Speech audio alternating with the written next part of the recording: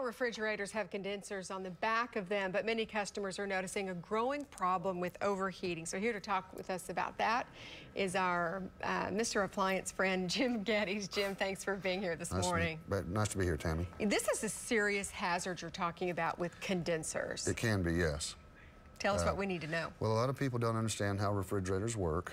Basically, they pull the heat out of the freezer area in the refrigerator, and they move it down to the condenser on the back of on the bottom of the refrigerator, and a fan blows that heat off.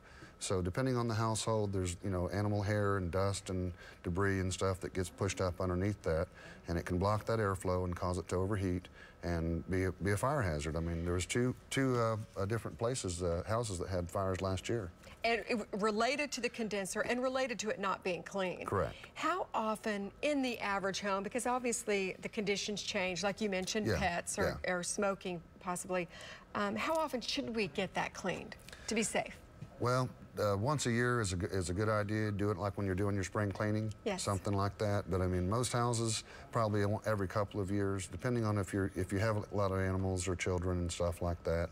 But the ones that have had the problems, people are not aware of it, and it's been 10 years, since they've cleaned it, and it gets all plugged up, gets overheated, a spark from the compressor on the relay or something like that, and it's off. And you mentioned earlier, some of us can reach that condenser by just taking off that kick plate, and then others, the refrigerator has to be pulled out. But if we can do it ourselves with the kick plate, you've got something I know to show us how to clean it. And you can find these anywhere. This is a condenser cleaning tool. It's a coil brush is what they call it.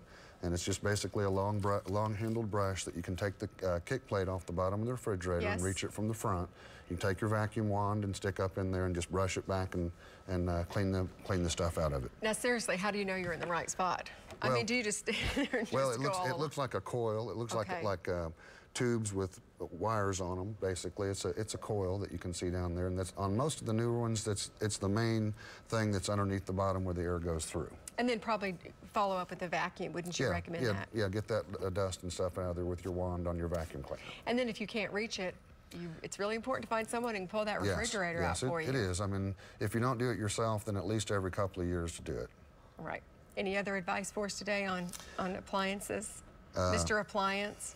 Well, as far as relating to that, you mean? Yeah, sure. As far as relating to that, it's just to be aware that how a refrigerator works. And understand that coil on the bottom down there does need the airflow.